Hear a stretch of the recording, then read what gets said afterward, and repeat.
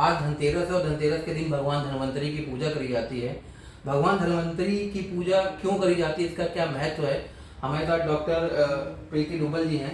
Doctor साहब जरा बताइएगा, भगवान धन्वंतरी की पूजा का विशेष महत्व भारतीय इतिहास में क्या है, भारतीय अध्यात्म में क्या है?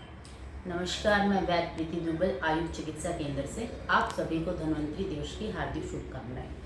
आज के दिन धन्वंतरी दिवस के दिन धन्वंतरी जी की पूजा की जाती है। इसका मतलब ये नहीं कि आपको धन खरीद कर ही इसकी पूजा की जाती है। असल में जो धन होता है वो हमारा काया होता है, यानी हमारा शरीर। अगर हमारा शरीर स्वस्थ है, हम शारीरिक और मानसिक रूप से स्वस्थ हैं, तो वही हमारे लिए धन है। तो इसमें ऐसा मत समझिए कि आप तनिष्क या रिलायंस पे जाके अपना सारा अमाउंट वहाँ पे पे कीजिए।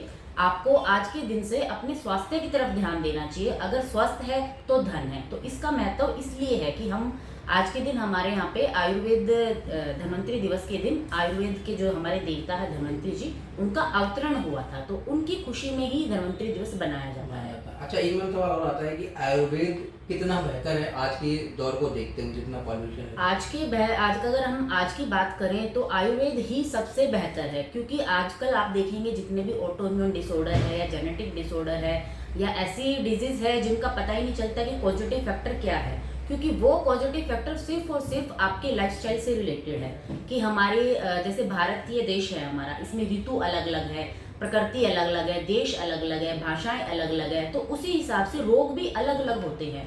तो सबका इलाज एक जैसा नहीं हो सकता। केवल आयुर्वेद ही एक ऐसा हमारा ग्रंथ है जिसमें हर पर्सन के हिसाब से उसका ट्रीटमेंट अलग अलग होता है। तो आयुर्वेद केवल ऐसा नहीं है कि बीमार को ही ट्रीट करता है, आयुर्वेद तो स्वस्थ को स्वस्थ बनाने में विश्वास रखता है। तो इसलिए हमेशा आयुर्वेद के दो ही प्रयोजन रहे हैं, स्वास्थ्य से स्वस्थ से अतिरक्षणम, यानी कि जो स्वस्थ इंसान है वो भी चाहता है कि मैं आगे समय तक स्वस्थ रहूं, तो उसके लिए उसको आयुर्वेद को भी अपनाना होगा।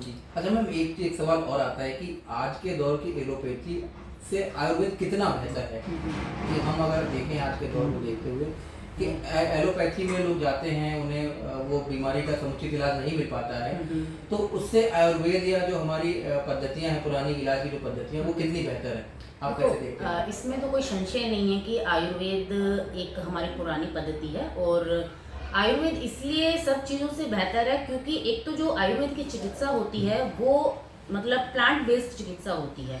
क्योंकि हमारा बिलीव है कि सभी जितने भी द्रव्य है वो पांच भौतिक है, और हमारे जितनी भी औषधि होती है वो पांच भौतिक पर्पज से ही बनाई जाती है। एलोपैथ में क्या होता है, केमिकल्स यूज होते हैं जिनका कहीं ना कहीं एक दूर स्थिति में जाके आपको साइड इफेक्ट आएंगे ही आएंगे।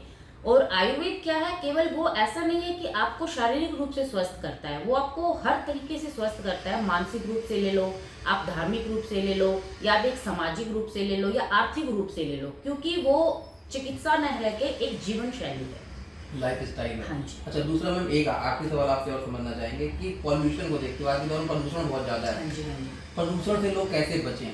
देखो, प्रदूषण से बचने के लिए कुछ उपाय होते हैं। जैसे कि हमें पता है कि अभी हमारा शरद ऋतु है, शरद ऋतु के बाद हमारी हेमंत और शिशिर ऋतु स्टार्ट होगी। तो सर्दी बढ़ने के साथ साथ बॉडी के अंदर कफ का प्रकोपित होता है।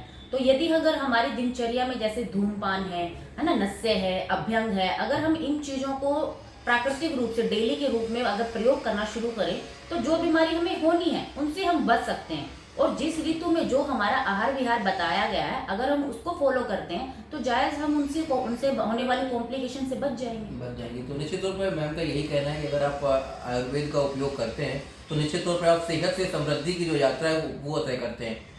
वीडियो जर्नलिस्ट अर्जुन के साथ योगेश मिश्र, न्यूज़ सर्किल, मेरठ।